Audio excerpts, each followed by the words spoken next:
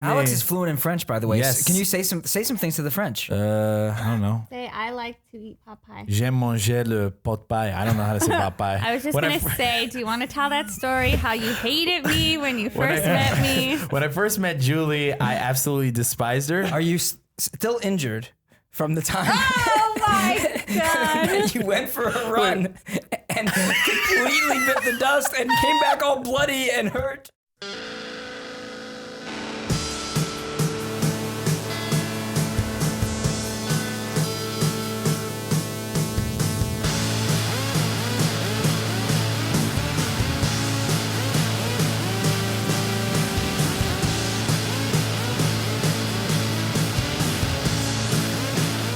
Welcome. This is episode 14 of the FBE Podcast. If you're listening to the audio version, you cannot see everybody raising their hands in excitement right now. Let's do some quick introductions. We have Alex and Julie here from the engagement team. Alex, say hello. Bless up.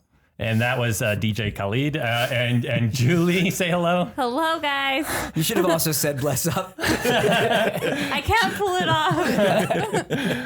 And Benny, how's it going, man? It's going well. I'm here again. Is this back-to-back weeks of the John and Benny show? It is indeed. Unfortunately, Rafi is pretty sick, actually, that he left work today. He's been sick off and on for a while, and we joke a lot, even on the podcast, about, oh, Benny and Rafi work 18 hours a day, but we actually do really work 18 hours a day. That's true. And it really caught up to him in a bad way. Like, he had to go home and rest. Like, and that, if Rafi actually left, like, he's really sick. So I'm not worried about him because I know he's okay, but he's pretty sick if he actually left the office. So I'm subbing in for him. I'm a big fan of hashtag self-care, and so I'm always trying to like positively reinforce, like whether it's my girlfriend or friends or something, when people are like doing something to really try and take care of themselves, I'm like, dear, like, people don't do enough of this in this day and age, and especially people like, I would say even generally, and I guess it's harder when you're running the company, but still everybody here, like, if you're sick, go home. Like, it's not doing anyone any favors, especially if you can't get better. That's kind of the... Get some sleep, too. Yeah, because I know that sometimes you guys go back home and then you're still doing work. Yeah.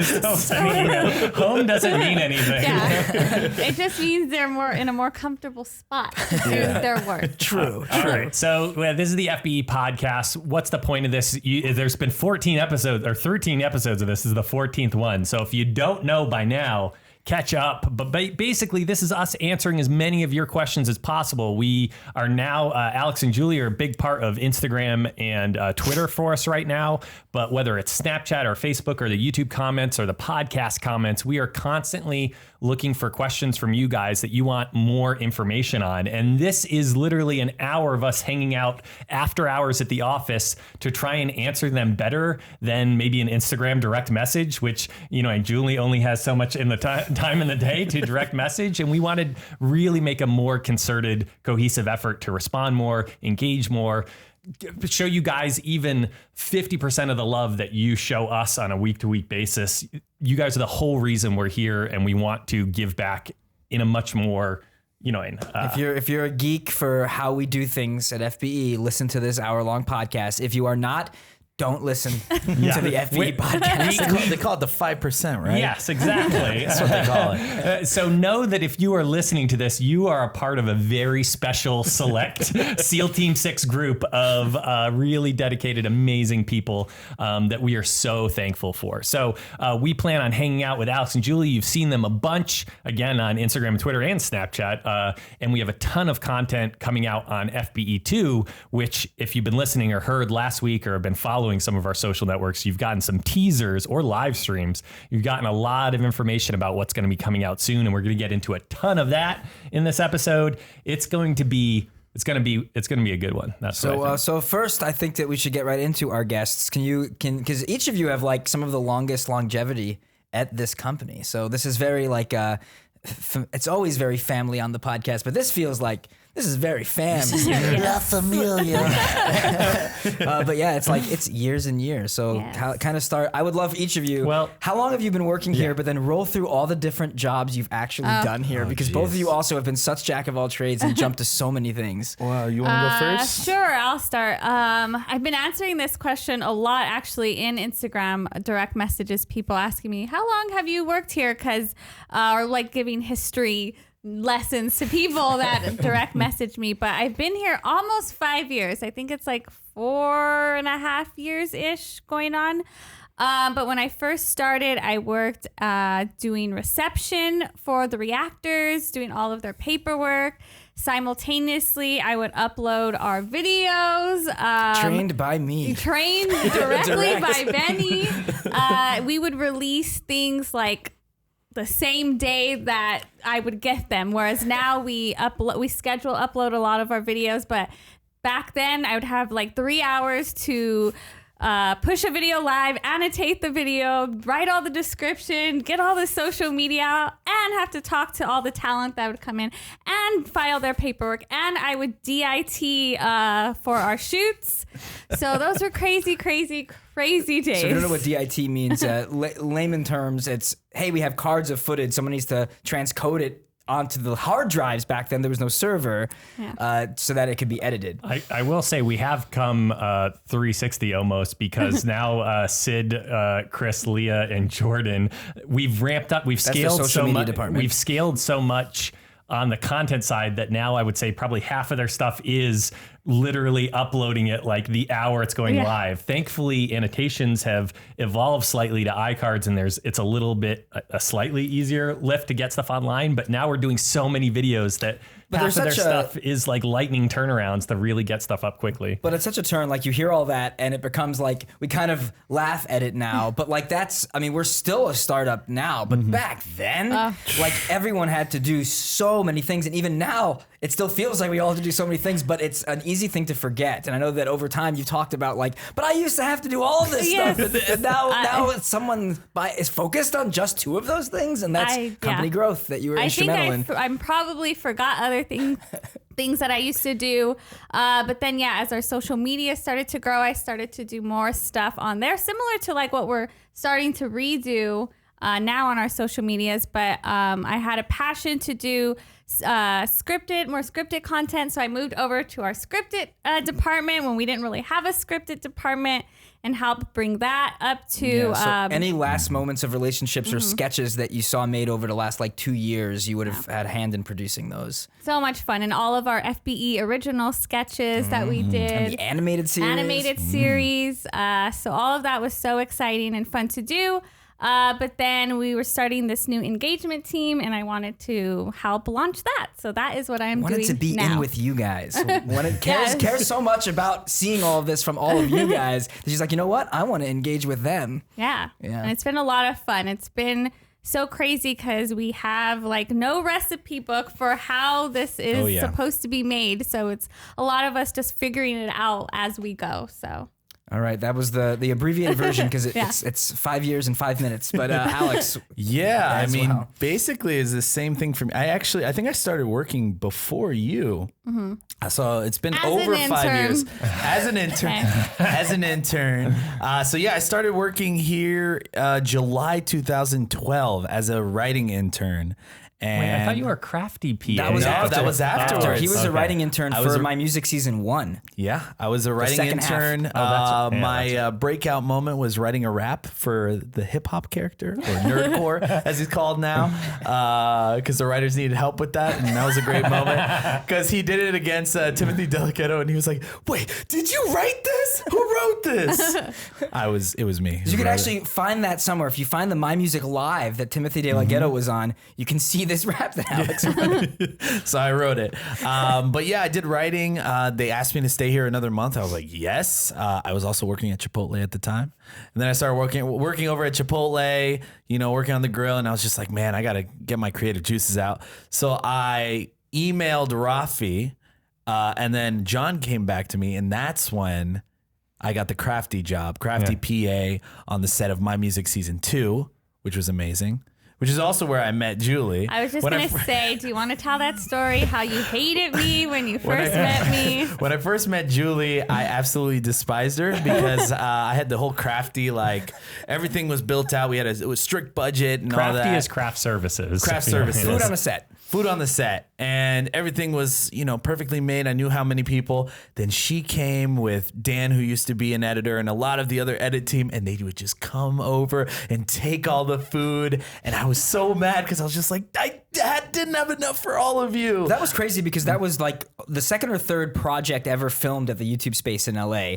And so we only were a company of 8 or 9 people at the time. And since I was going to be down there having to direct the whole thing and it was going to require some other full-timers to be down there, we asked YouTube, because it wasn't being used, can we move the entire company to the YouTube space? And the whole company worked from the YouTube space during the entire production of My Music Season 2. I feel like we must have had at least a dozen or so because we had to take over like the iMac space. I feel like it was 8 to 10 people. Yeah. There was 8 to 10 of us. But Benny did not tell Alex this, so he thought we were strangers just taking food. I thought she was a stranger, and I thought they just came in and just raided it like vultures. All right, there's so much to get into, so continue. So you but were, anyways, you were a quickly PA after on that set. I was a PA on set, and then afterwards, Benny talked to me. He was like, "Oh, I remember you were a writing intern. You want to come back on?" I said, "Sure." I came back on as a writing PA.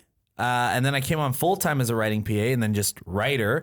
And I wrote, My Music Season 2, basically the ancillary content. So the secondary content besides the main show. I wrote all of those. I also, I don't know, am I allowed to reveal about the characters? Oh, sure. My music? Yeah. So all the characters, Twitters and all that, Facebook, all that stuff, I wrote all of that. If you were a My Musician and you ever talked to anyone from the My Music cast characters on Twitter or in the comments, it was Alex. In comments during like the first hour, it was me or Alex. I was involved in that, but all the social and every mosh. Did and Scarf Man reply to people? No, Scarf Man was ... forever. I know, I knew that, but I didn't know if he replied. But it was still Dubstep replied to people. Yeah, but he would be like, wub. Yeah, wub. But anyways, I did a lot of other writing stuff. I was doing writing and PA, so setting up for shoots, My Music Podcast, and then I started writing for the spoilers. Started working on Fine Time. You know, the spoilers, Alex. I wish that we had filmed even once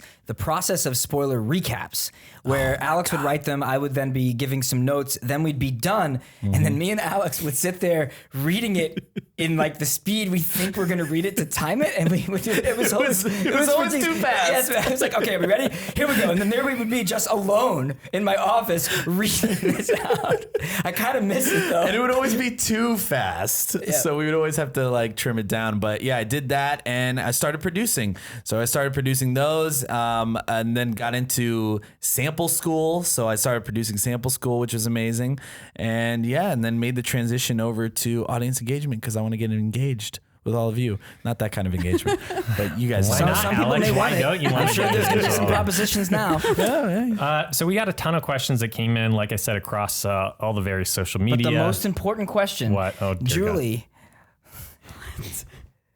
are you still injured from the time? Oh my God. You went for a run and completely bit the dust and came back all bloody and hurt. I think I still have a scar, but that was actually when you were filming a spoilers, and I was just gonna say I used to be so annoyed because they would do it 50 times, and my office was right next to them, and I would just hear the same thing over and over. And in the comments, people are like, "I love this." I'm like, "Oh yeah, try sitting next to them every time they do." But you went for a run and got badly hurt. I know. So in our old office that we used to work at before we got this huge, nice, beautiful one, the one that we used to have was. It's not as nice, but it had a really nice park across the street. It was a long hallway. That's what it was. Hallway, yeah, basically. But yeah, me, Alex, and another producer here, Vince, would go on runs sometimes, and I forgot my proper running shoes, and everybody kind of warned me. They knew I was kind of clumsy, and yeah, what happened? I totally ate it. And I had braces at the time. This is 4 years ago, and my face completely skidded on the pavement. Oh my God. I got all bloody and dirt in my teeth. We're laughing about it now. But it literally looked like those cartoons where the cartoon character is diving through and the dirt is pulling its mouth open. I just remember all of us seeing you and the horror. We were so worried about, oh no, what happened? You're like, I fell running. She was laughing and crying and blood was pouring out of her mouth. To the point that here I am bringing it up on the podcast. It's very memorable. Yeah. I have a lot of logistical questions, but we're going to have to move on because there's a lot of questions. Completely off topic. That's the thing. We could talk about all the completely random interpersonal stuff all day. Another podcast one day, the interpersonal Benny Alex Julie podcast. Yes. If your hands didn't have a lot of bracing abrasions, I'm going to have a lot of questions, but okay. So over on Snap, DeLonjo, we already kind of answered this because the first question came in was how did you get your job? And you both applied for various openings that you saw. Jay the Fly Guy over on Instagram. I know this is probably a dumb question. It isn't, JJ. Don't worry about it. What do APs do? It kind of depends on like the department that you're on, because I know for our React channel and our FBE channel, the associate producers on that channel, their workflow is a little bit different than ours, so I can't speak for them. But for me and Alex on the audience engagement, it varies every single day. Yeah. Today, for example, we're launching our new vlog show, which will be coming out hopefully next week if everything goes according to plan. But we shot a test pilot yesterday. So I was sitting with the editor trying to finalize the cut, and I was producing a live stream today and doing stuff on social media, and then just trying to catch up on like other tasks that I had. So that was my day.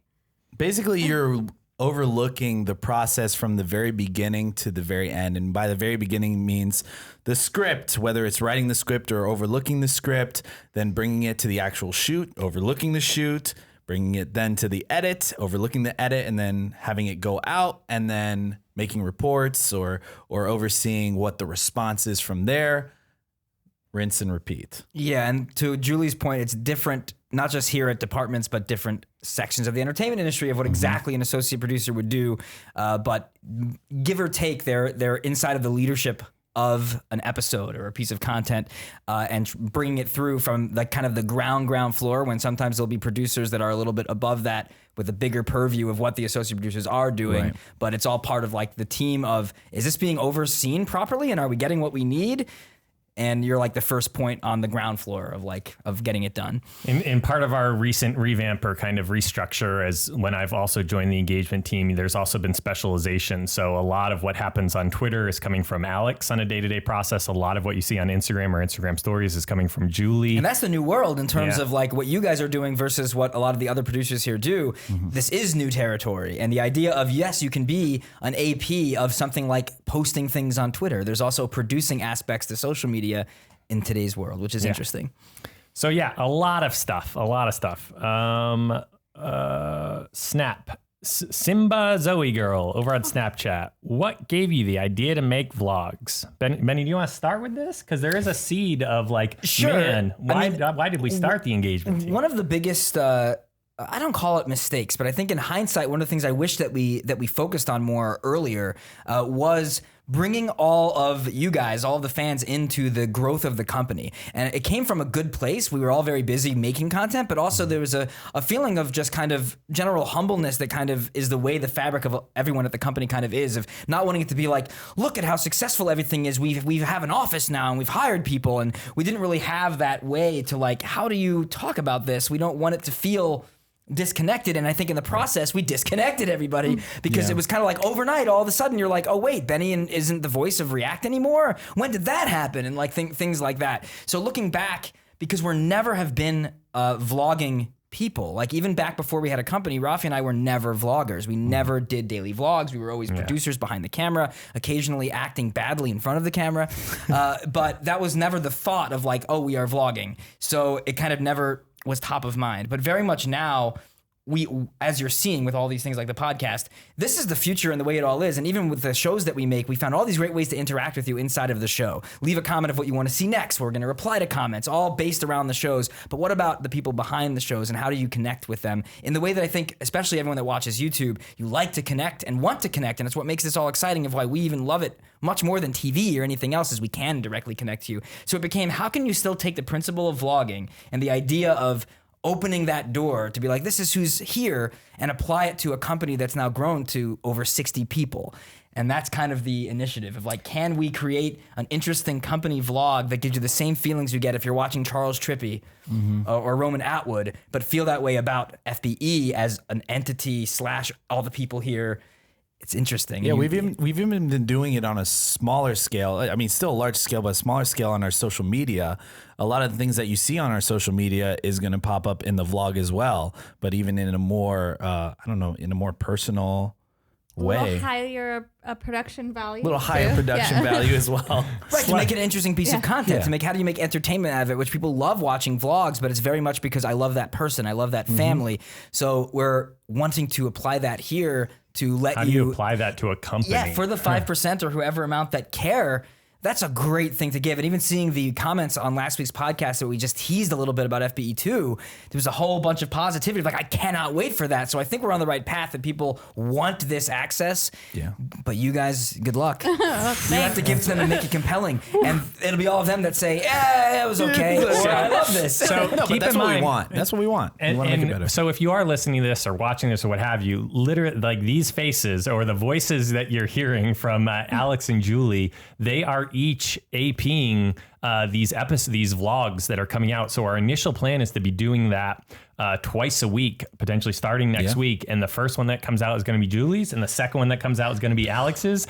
So just will they know the difference? Is that going to be something known? Slightly, yeah. Yeah. They're going to be somewhat apparent. But Thunderdome. But two APs enter, one AP leaves. But just like you've hopefully seen or experienced with me in the podcast comments, that's what life is going to be like over there on FBE2. So really, if you're not subscribed, jump over there, subscribe. Leave us comments, talk back, because I can tell you that not only myself, but Mel and Tom, Alex and Julie are going to be super interested in what you guys have to say and what you guys think about this behind the scenes stuff, because it seems like you guys are interested in that, and we can't wait to give you more of it. Be truthful. Okay, Alex, you can answer this one. Twitter, Destiny Darren, what was the experience of doing sample school like? Oh my, it's a lot like this. If you guys are hearing right now, I'm right in front of the mic, but it was incredible. I think we had talked about doing this show, or a sample kind of show, I think a year and a half before we did it. There were a lot of other shows, but that was one show in particular that when you brought it back up, I was like, yes, I want to do this. Like, I have a huge passion for music, just growing up on music, and seeing how the music of today is impacted by the music of the past through sampling. And yeah, the whole process, I wrote each of the episodes, and then we would just go up to the booth and we'd be in there for about an hour and a half. And man, I guess the process for the actual video itself was huge. Like, This this was our 30 to 45 minutes of editing. Yeah, that, well, right? the big thing was it was all graphics based. It was our first. I think it was Alex the first. blows right by my Because you said it in a way that made it sound like that's all it was. And you didn't make it a joke at all. I got it. I was like, Julie no, days. Well, it was I think our first show outside of like spoiler recaps, but those were just little cutouts that fully utilized graphics. Just It's basically, in a only way, an animated show in a lot of ways. And Luke talked about it when he was on the podcast because he was on the editing side, so instrumental on that. And that goes into, like, we've talked about it a lot, but like, is the realities of, like we talked about last week with Let's Plays of, are we going to do this game? Are we going to do that? And I had to be honest about, well, it's going to depend on how the audience likes it and does it get enough views. And Sample School hit right around the time of algorithmic changes, which definitely didn't help. But at the same time, it's just the reality of, like, it just didn't get enough support, which is okay. But it just put us in a scenario where there really just wasn't a choice because there was so much resources going into it. But it's still something, I think of everything we don't do outside of something like my music. Right. You know, that's the thing I most wish could come back. I really loved that show. Same here. And there's possibilities for it with the right partner. There's always possibilities with a partner. And even things like Emo Dad is an example. Years and years and years Emo Dad was gone and then it came back. So it's not impossible. But it's the type of thing, guys, if you love something that anyone on YouTube is making, you've really got to seek it out and share it. Especially if it's new or different. Yeah. Especially. Now, quick question, just running back, because we've mentioned spoiler recaps a couple times. Right. I just want to know personally, and Julie, you can give an answer if you have here. What is your favorite spoiler recap that jumps out to you in terms of the ridiculousness of it, or the script, or just how fun it was to shoot? Is there one that stands out? Immediately, the history of Peanuts. That was good. By far. I like that one. That was like a my favorite. history episode. It was a history. It was completely different than any other spoiler recap we had done. I just loved it. Was a brand deal with the Peanuts movie, and we got to go to the Peanuts movie premiere, which was amazing. And the fact that I think it was one of the producers or even the director said, "Yeah, I saw it and I loved it," and I was just like, "Oh my god, this is so cool!" But yeah, that one for me, that was incredible. For me, it would be Tokyo Ghoul, and it's because I had an eye patch on. And so I'm having to deal with reading a teleprompter with one eye. And having to pronounce all kinds of things that even when you know the show as well as I did, there's still a lot of pronunciations when you're trying to do it all in one take. So that's what really stands out is like, all right. And then I think at one point, because me and Ted were having so much trouble getting it that we thought maybe I was going to.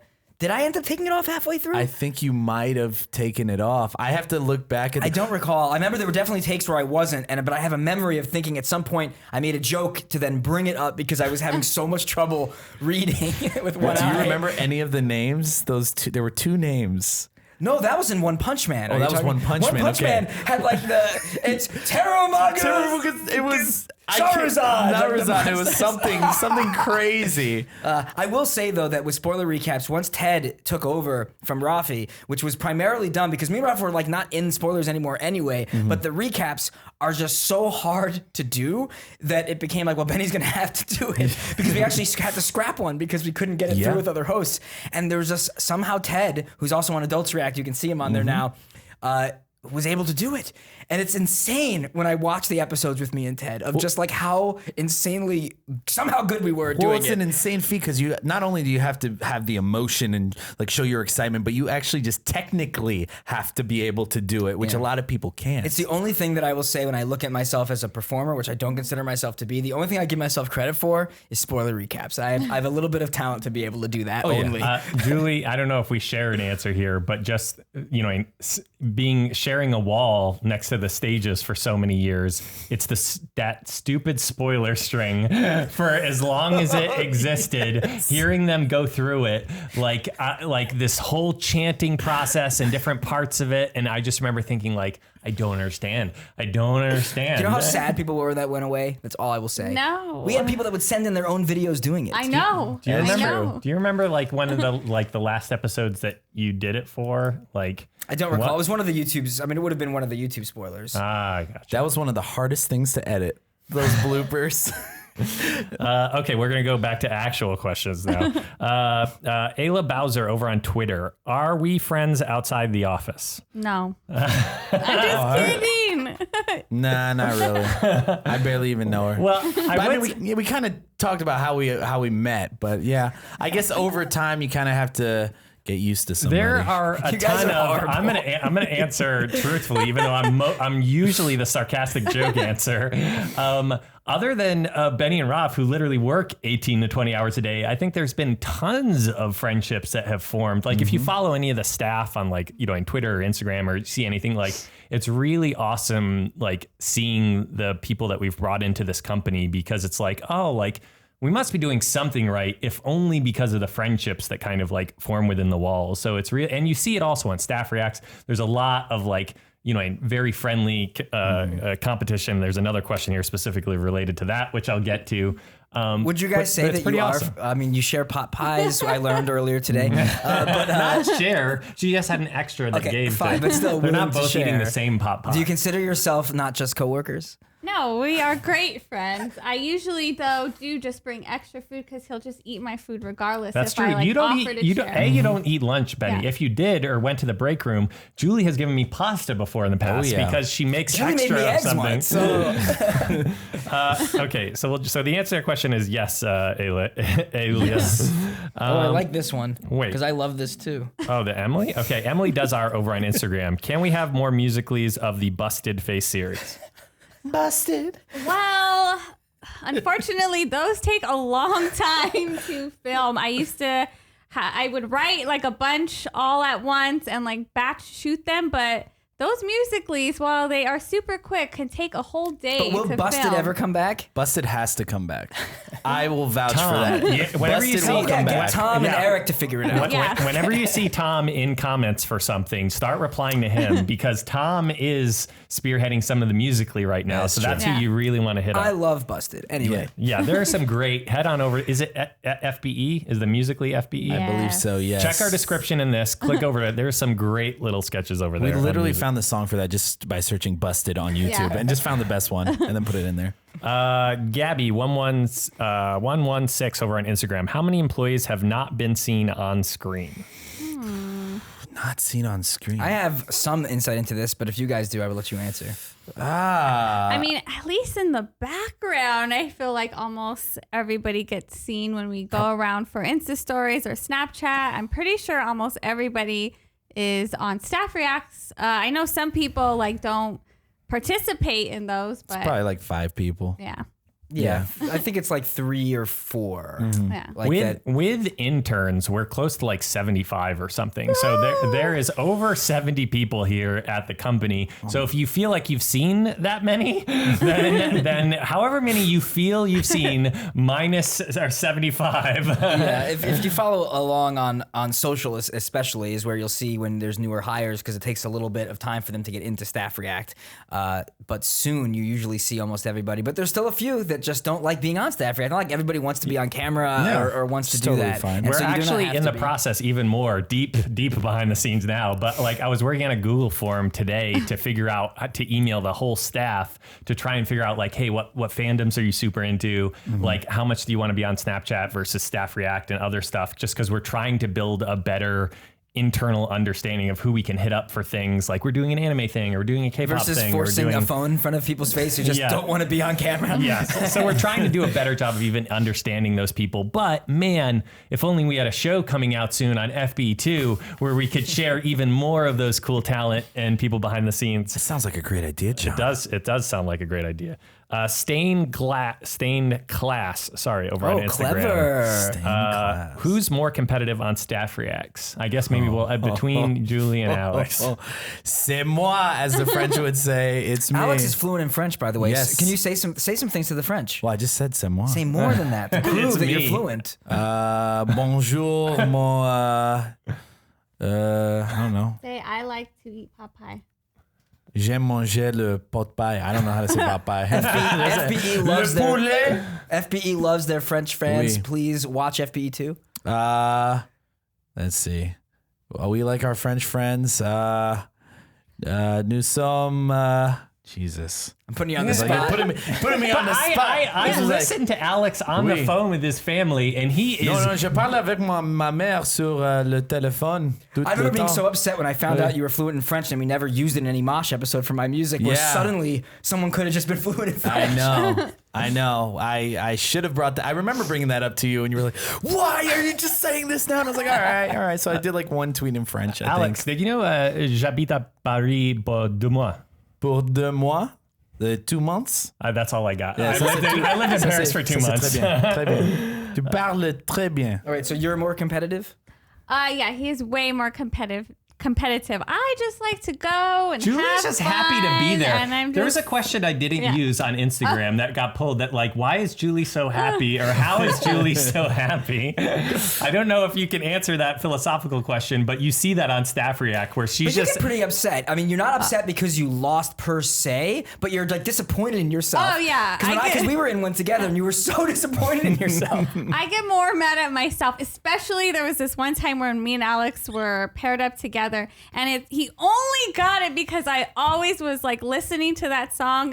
He would hear it from my computer, and I would talk about it. It was the Harry Styles. I can't even remember the song title right now, but it was like The Way of the Times or Sign of the Sign of the Times. Times. And Sign I of the never Times. liked One Direction, but Harry Styles, that new song, I really liked it. I'm like, oh, I get his like appeal now. And then you got it, and I was so mad at myself. Jay and myself are desperately trying to write down all the episodes that people mention in podcasts now because I'm trying to add a playlist link or at least videos in the of things we descriptions of reference? the podcast. So then they say stuff like this, and I'm like, damn it, like I have to figure out what Staff React Guess That Song has both Julie and Alex in it so I can link. So for the 5% of the 5% that actually want to listen to the video that's mentioned in the podcast, I'm trying to build that out in the description. So if you're listening to this on SoundCloud or iTunes, head on over to the video, click in the description, and then I'll link you to whatever these episodes are that we're talking about. We're about halfway through the podcast, so maybe do you want to switch over to some company news, Benny? Is there anything we want to tease or stuff other than the FB2 stuff? Sure, we can tease a little bit of more reacception stuff. Now, this is always never a sure thing. Like other times I've talked about it because we already filmed it, but it hasn't come out yet. But this is like, it looks good. type thing. So you're getting the inside information that it looks like some of the Backstreet Boys are actually going to be coming, which is unbelievable to react back to the teens react to the Backstreet Boys. So that is hopefully happening. Also, Cupcake. We did Elders React to Cupcake, and I've been able to get in touch with her thanks to some help from my dear friend Shane Dawson, who helped me get in touch with her. And so it looks like when she's in LA, hopefully she will be reacting back to that Elders React. And there's been some discussion about maybe having some of the elders meet her, and I don't know if we're gonna be able to pull that off, but she's down, so we'll see. So we'll see how that goes. So I'm excited always for those types of things, and know that we always are trying to do this type of thing. It's not something that everyone always wants to do, so it's just a matter of that. But there's always conversation around more reacception, and hopefully more of that will continue to happen. So I'm pretty excited about that. Yes, and all the FBE2 stuff that we've talked about at length so far in this. So I can really go on. Cool I mean, I'm stuff. trying to think if there's other things in terms of, we're still pitching that animated series out to television based on my time in the theme parks, but that's still ongoing. And also trying to get Celebs React back off the ground, which would be fun. This does make me want the Disney podcast with Benny and Swooze. Are we going to be able to make that happen? Maybe once. I have talked to him about it, and it sounds like we can maybe pull it off once. I just want to do a Disney podcast myself. You want to do a recurring Disney podcast? Yes. First special guest Swoozie. But yes, which would be good. If an hour of me and Swoozie just talking about what it was like to work at Disney, I think would be something that everybody wants to listen to, because you have his video that he made, and I've never shared any of my stories publicly. And that's the thing that I think, did I say this before? Like, I'm almost positive I knew a couple of the managers he was talking about, which is so crazy. But anyway. Okay, so the next set of questions is stuff about like the shows on FBE or the company in general or the industry. Because again, we are looking for questions from you guys about anything. It doesn't just have to be about the reactors. It doesn't have to be about favorite episodes or favorite movies and stuff like that. If you have a question about YouTube, about what it's about, or business or I don't know, hiring or interning or any of that kind of stuff, like ask us about anything. Use the hashtag FBE Podcast, because that's how I either search the comments or, in Twitter, we get these other things, or sometimes we post explicitly looking for questions. Use those opportunities to send us stuff. So this first one came in from Aniston over on YouTube. How excited are you, Aniston? I'll tell you, I like the first half of your question. I don't like the second half. Aniston, how excited are you for Lindsey Stirling to be on Dancing with the Stars? And do you want her to dance to the Macarena? Wow. This is wonderful, because now I don't have to say it. If you don't know, I will always reference the Macarena in every podcast to date, except the one I wasn't in and I was supposed to call, and I forgot. I forgot, though I don't know if you would have picked up. I'm going to now cast Benny in less podcasts to avoid But now this. the question did it for me. I'm super excited when I found that out. Obviously, Lindsey's been through on YouTubers React many times over the years, and she's, of a lot of the YouTubers, she's also, I'm friends with everybody, but I'm closer friends with Lindsey. Like, I've gotten to know her pretty well over the last couple of years. And so super excited, especially because of conversations that I would have with her a few years ago. And some of it even went into some episodes of YouTubers React, where she has such a unique perspective on how the stigmatization of online stars, and how despite the success she was having in selling out arenas around the world, she would still have difficulty doing the basic things that musicians can do, like going on late night talk shows or things like Dancing with the Stars. And now look, I think earlier this year she was on a late night talk show, and now she's on Dancing with the Stars. So hugely deserved and super exciting. And she's an incredible dancer. If anyone has been able to see any of her videos, and I've been to her live shows. So I think she's got a good shot, you guys. She's got a great shot. Go Lindsey. And yes, if the Macarena happens, victory. Are you guys going to watch Dancing with the Stars? I'll watch the clips. I'll watch the clips when they pop up on YouTube. I had one more industry question that we Before can we ask get to the about. release stuff. YouTube Red. Troy wrote in on YouTube. Can you guys talk about how much or how little YouTube Red helps creators? Do demonetized videos still get earnings from YouTube Red? That sort of thing. What kind of insight do we have into YouTube Red right now? So yes, demonetized videos do get advertising revenue. Well, that's not advertising revenue. But you can get revenue from YouTube Red. If you're not familiar, YouTube Red allows you to have ads-free YouTube. So the system is in place, and I don't know how they do all the math on this, but the amount of minutes that are watched by people on YouTube Red, they have massive pie charts, I guess, and that the amount of minutes that you spend on YouTube Red watching any of your creators' videos gives them a portion of the YouTube Red revenue that YouTube is getting by all the monthly fees.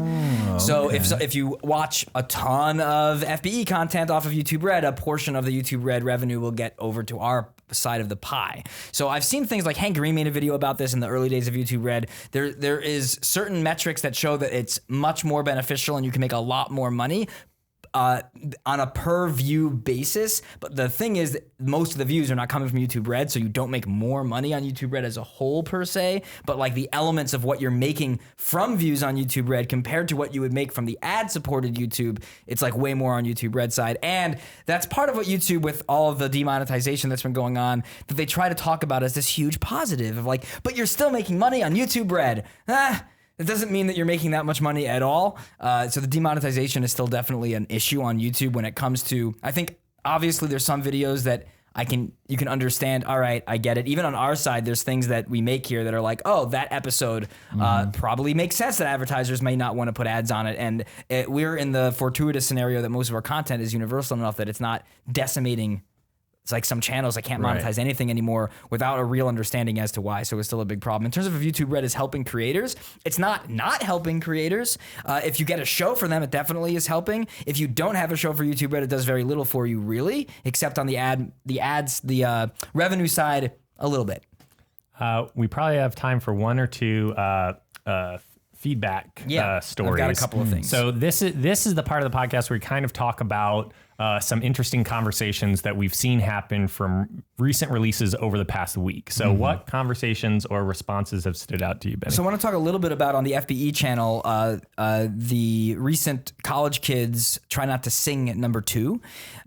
It's blows our mind how well those videos do. And try not to move, try not to get scared. They get huge amounts of views and also the engagement. That College Kids Sing episode has over 100,000 likes. YouTubers React usually doesn't even get 100,000 likes. So it shows us how popular and how much people love them. Though I think it's also interesting that I think enough people love it that so many in that first hour, like we've talked about, or if you listen to the Algorithm Hour podcast, that it tells YouTube, send this out to everybody. And hence, so many of the subscribers actually know it was uploaded. And that's why they get seen so much versus some other content that in that first hour, the topic, that's kind of the thing. These episodes don't have a specific topic. They're like a challenge in a game, which I think makes more people click because they all want to watch it versus that sampling of, oh, I don't necessarily like the Backstreet Boys, I'm not going to click on this. And then even though there's a million people that would have loved Teens React to the Backstreet Boys, it never showed up in the recommendation area. But we would do this about once a week now. And in a lot of ways, that content has been what has allowed FBE through all of the algorithm changes and recommendation engine changes to thrive, has been because of that decision, because it's a balance all the time of how often do you put those out. And we decided we've got to do it once a week, because even though some people, and we're aware, probably some of the 5% that even listen to this feel like, well, that's not really the show. We're not talking about anything. You're doing the same type of thing over and over again, but it's the reality of how successful it is and how much people do love it. That's on one side. When people love something, you want to give more of it to them, but it also reinvigorates the algorithm, because if a bunch of recommendation engine, because, oh, look, all these people watch this video, that then helps the next upload and the next upload and allows things for like the podcast to be on the channel that doesn't get the views. Yeah. So when the podcast just tanks the recommendation engine, Try Not to Sing is there to boost it back up again. Exactly. and I think you see that a lot through a lot of channels on YouTube. MatPat, I think, has talked about that a bit with some of his Five Nights at Freddy's content, where there's a lot of those, but that helps reinvigorate the channel program, and needing to be aware of that inside of the growth of the way YouTube is as a platform. And that's why you're seeing us do that. And it's not just that, it's also like WTF compilations or oddly satisfying compilations. It's like these more compilation list-based episodes that you're seeing the company make more frequently, is because they do so well. You guys love them, A, and B, it kind of like reinvigorates and brings people into the channel in a new way. Because people do not realize how much content from their favorite creators they do not see anymore. And that's why we talk about why it's so important to... It allows us to try new things too, because if there wasn't the ability to have some of these episodes that, even though some people might feel like it's overkill, it does get the viewership that allows us to be like, well, you know what? Another episode doesn't have to get 1 million views. We can do something more interesting that might not be as popular, or try something completely brand new, which even going back, you don't necessarily remember, but like things like Do They Know It was not an original show on the React channel. So it allows us kind of a big circle. So if you really don't like the repetition, understand why it's there. Second thing is Life is Strange, which we talked about last week as would have come out by the time it aired. So that is the new Let's Play on the React channel. That is the first time that we've had just one set of people playing and not cutting in between people. And we were very not sure how that was going to go. We talked about how open to it. Everyone seemed to be. Now that episodes have come out, most people are loving it, and that's super great. But what we love about it is we're getting real constructive feedback in a way that we usually can't act on a lot of times because you've already finished something while we're still in the process of filming it. So we're in a spot now where we're able to see comments and start adjusting on the fly. Getting a lot of them on Twitter as well. Yeah, which I think is great. That shows that you're invested, and that's what makes this so epic and new, that we can actually make stuff and get feedback and listen directly to you, and you can see the changes happening. So I want to talk about some of the things we have definitely seen where when multiple people are playing, it allows us to cut in between people so you get a little bit more context. You'll notice that in episodes of Kids React and Teens React where someone's talking over something, but then it'll actually go backwards and restart what you just saw blocked by someone talking. But you have no option to do that when you only have one set of people. If they talked over the portion that you needed to hear, it's stuck. You're stuck. So we don't have that flexibility in post. But hearing that, and it was something that we even were aware of when we first filmed that first day, from what I was told by the producers, was that people are saying that we want to be able to hear more clearly what's going on in the game. There's too much talking going on.